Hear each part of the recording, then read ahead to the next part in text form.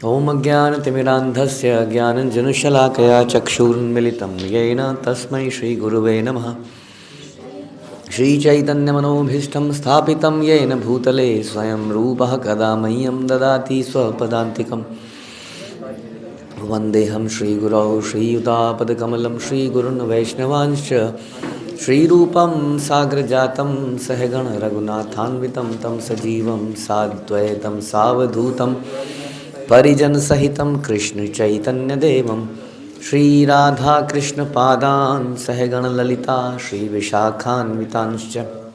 हे कृष्ण करुणा सिंधु दीनबंधु जगतपते गोपेश गोपिका कांत राधा कांत नमस्तुते। तप्त कांचन गौरांगी राधे वृंदावनेश्वरी वृषभानुसुते देवी प्रणमामि हरिप्रिये। वाञ्छाकल्पतरुभ्यश्च कृपा सिन्धुभ्येव च पतितानां पावनेभ्यो वैष्णवेभ्यो नमो नमः। जय श्री कृष्ण चैतन्य प्रभु नित्यानंद श्री अद्वैत गदाधर शिवासादि गौर भक्तवृंद। हरे कृष्णा कृष्ण कृष्णा हरे हरे हरे राम राम राम हरे हरे। नमो विष्णुपादाय कृष्णप्रेष्ठाय भूतले श्रीमते भक्तिवेदांत स्वामिन्निति नामिने। नमस्ते सारस्वते देवे गौरवाणी प्रचारिणे निर्विशेष शून्यवादी पाश्चात्य देश तारिणे।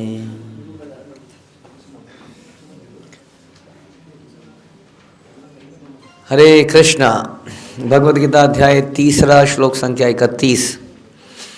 ये मे मतमिदं नित्यं अनुतिष्ठन्ति मानवः श्रद्धावन्तो अनसूयन्तो मुच्यन्ते ते अपि कर्मभिः।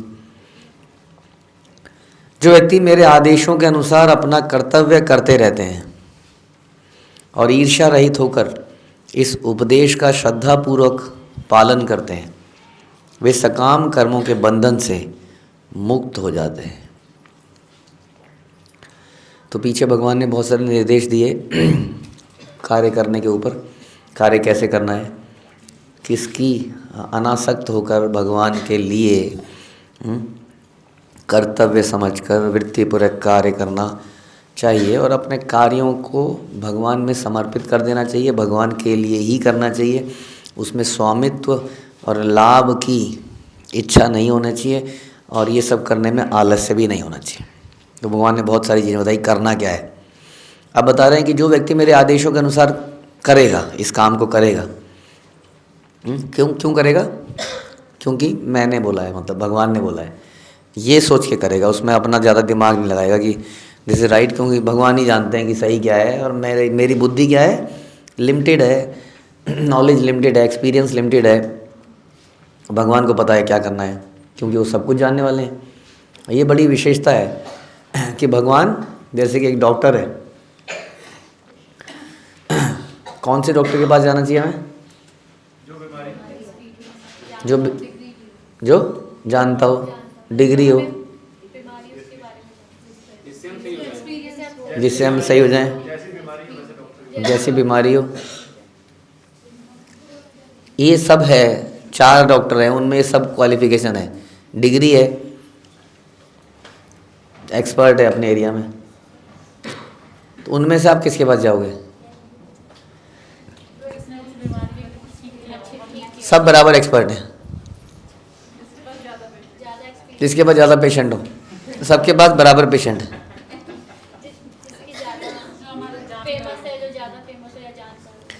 जो हमारा जानकार हो, मतलब मामा भतीजा, ऐसा बड़ा सिंपल है। जिसके पास आपकी केस हिस्ट्री हो, जिसने आपको पहले कई बार ट्रीट किया हो, क्योंकि वो जानता है कि इसको क्या क्या है। मैंने पहले एक ऑपरेशन किया था, उस ऑपरेशन में मैंने अंदर कुछ डाला था या निकाला था, उसे पता है। ये कुछ करूँगा तो कहाँ पे इम्पेक्ट करेगा, उसको मालूम है ना। डॉक्टर सब बराबर एक्सपीरियंसड है, लेकिन उसको पता है कि इसके साथ क्या क्या हो चुका है, कब कब क्या क्या हुआ था। तो हमारा किसको हम क्या कहते हैं, फैमिली डॉक्टर। जिसको हमारी पूरी हिस्ट्री एक्सपीरियंस है, उसको बराबर एक्सपीरियंस होने पर भी वो व्यक्ति हमारे लिए ज़्यादा श्रेयस्कर होगा जो हमारे बारे में जानता है। अब इसीलिए बताते हैं कि कृष्ण एक ऐसे व्यक्ति हैं जो हमारी हिस्ट्री, कितनी पुरानी हिस्ट्री जानते हैं?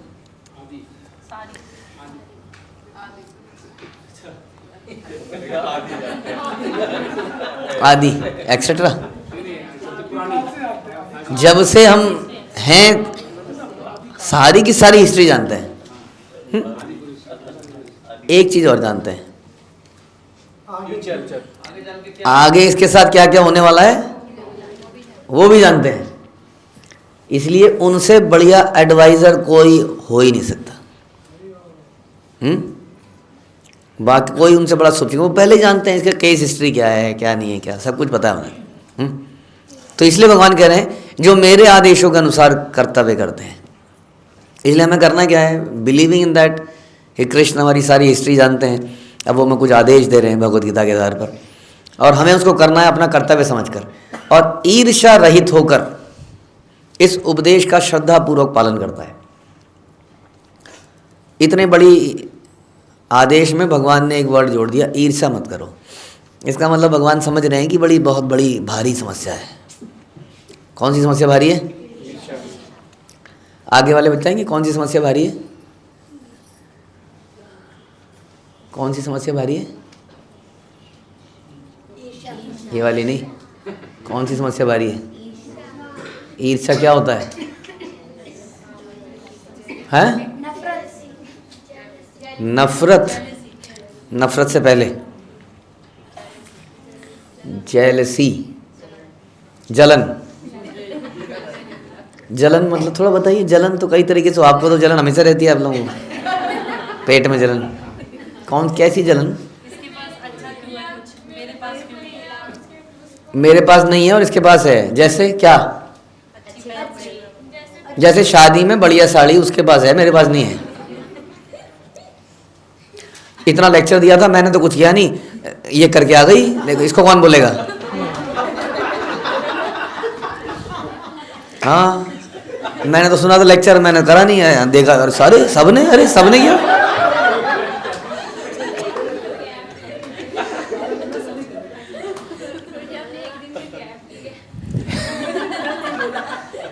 तो है ना, ऐसा हो सकता है। मैंने तो सिंपल बाल रखे, इन्होंने हेयर स्टाइल बना लिए हैं। और उसके अलावा बहुत कुछ और भी हो सकता है। तो आदमी को ये जो ईर्ष्या है ये बहुत बड़ी बीमारी है। वो हमेशा यही देखता रहता है, इसके दूसरे की थाली में कितना पड़ा है प्रसाद, लड्डू, व्हाटएवर। अपने से कोई मतलब नहीं है उसको। उसकी थाली में अगर नहीं है तो वो अपने से संतुष्ट है, चाहे उसकी में थोड़ा सा भी है तो। अगर उसकी में ज़्यादा है और आपके में कम है तो असंतुष्ट हो गया, बताइए, है कि नहीं? तो ये हमारी बहुत बड़ी समस्या है। इसको क्या मिला, इसको तो डांटा नहीं आपने, इसको तो बोला नहीं। फिर एक दूसरे की शिकायत लगाते रहना, दिन रात क्या करते हैं हम? एक दूसरे की शिकायत। इसने ऐसा कर दिया प्रभु जी, इसने ऐसा कर दिया। ये सब किसके लक्षण हैं? ईर्ष्या के लक्षण हैं, जिसको भगवान कह रहे हैं ईर्ष्या रहित होकर इस उपदेश का पालन करना है। ईर्ष्या नहीं करनी है। उसने क्या किया, उसको क्यों नहीं बोला, इसका क्या है, वो सब उसकी लाइफ है। अल्टीमेटली ये आपके और कृष्ण के बीच की बात है। हम तो केवल बता रहे हैं, और आपको भी क्या मतलब है, ये उसके और कृष्ण के बीच की बात है। अगर भगवान को हाँ जो भी उसको बताना होगा बता देंगे, आपको क्या फ़र्क पड़ रहा है उससे? समझ में आ रहा है? तो इसलिए ईर्ष्या को समाप्त करना है, कंपैरिजन को समाप्त करना है। ईर्ष्या कंपैरिजन से होती है, जब हम अपनी स्थितियों को दूसरे से कंपेयर करते हैं। कई बार हम भगवान को भी क्वेश्चन कर देते हैं इस चक्कर में, गलत हुआ है, मेरे साथ ऐसा क्यों हुआ? ये देखो कितना खुश है ये व्यक्ति, करता कुछ नहीं है, सारा काम करा हमने, सारी सब्जी काटी मैंने, सारा आटा गूंदा मैंने, और क्रेडिट ले गए ये लोकात्मा दक्ष।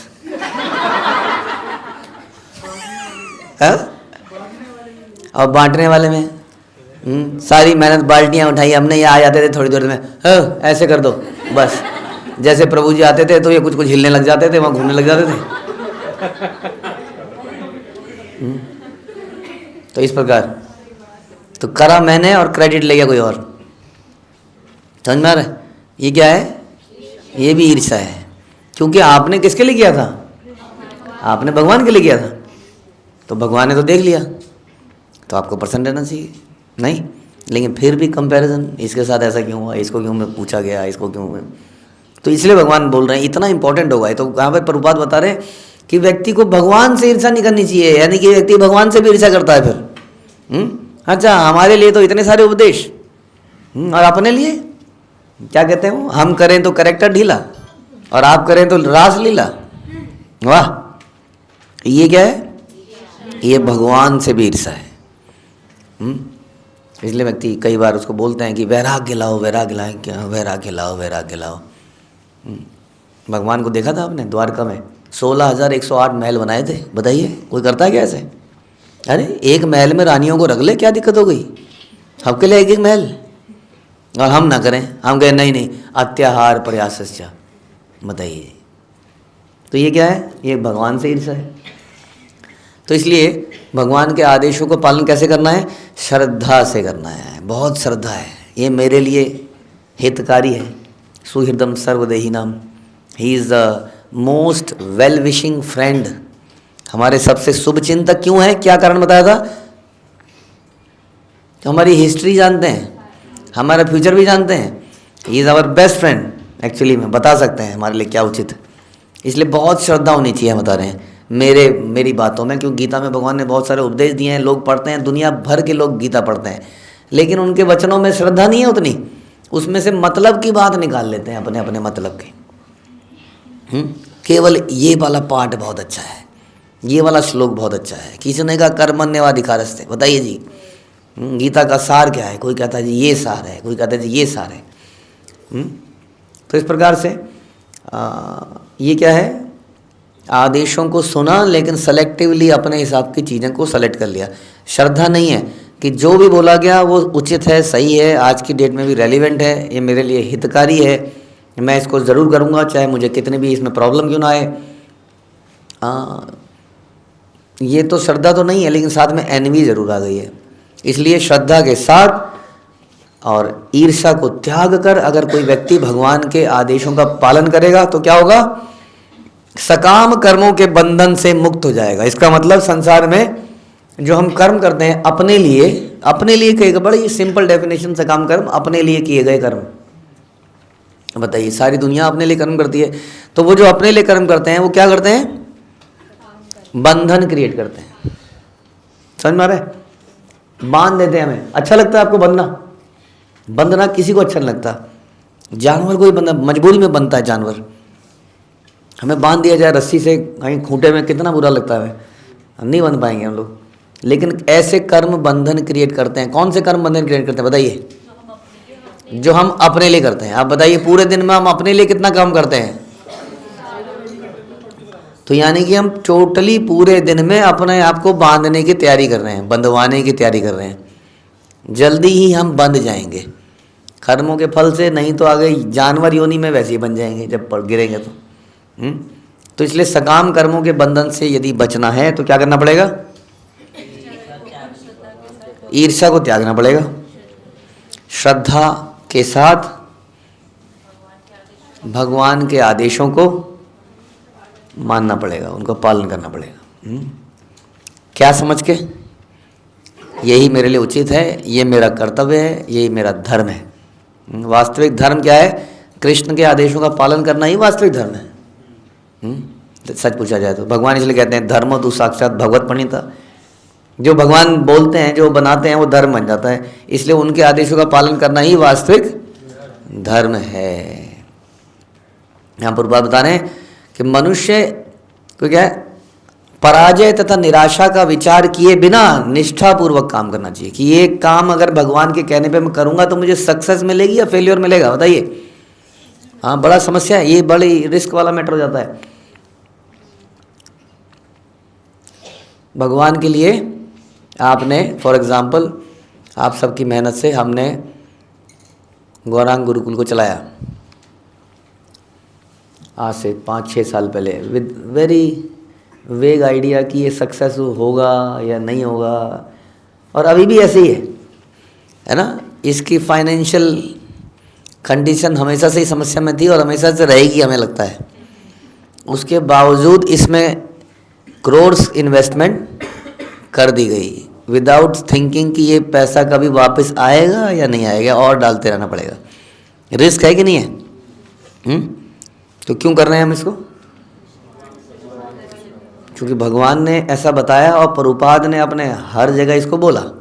अब हमें ये चिंता नहीं है कि इसमें सक्सेस मिलेगी या फेलियर मिलेगा। क्यों नहीं है सर? फिर फ़ायदा क्या हुआ? क्योंकि भगवान इससे प्रसन्न हो जाएंगे और सारी सिद्धियां मिल जाती हैं यदि भगवान प्रसन्न हो गए, जीवन का उद्देश्य प्राप्त हो गया। अदरवाइज़ क्या किया हमने? सब कुछ इकट्ठा कर लिया, वही बात हो गई, लेकिन भगवान को प्रसन्न नहीं किया तो क्या हो गया? जीवन व्यर्थ हो गया। सब कुछ कर लिया हमने, भगवान प्रसन्न नहीं हुए, खूब अपना फ्यूचर सिक्योर कर लिया ज़बरदस्त तरीके से। 1 करोड़ की मेडिकल पॉलिसी, 2 करोड़ की मेडिकल पॉलिसी, जो भी है वो भी ले ली, कई सारी प्रॉपर्टियाँ भी ले ली हैं सब। कभी पूछो पैसे प्रभु जी को दान, देख लो जी कुछ है ही नहीं।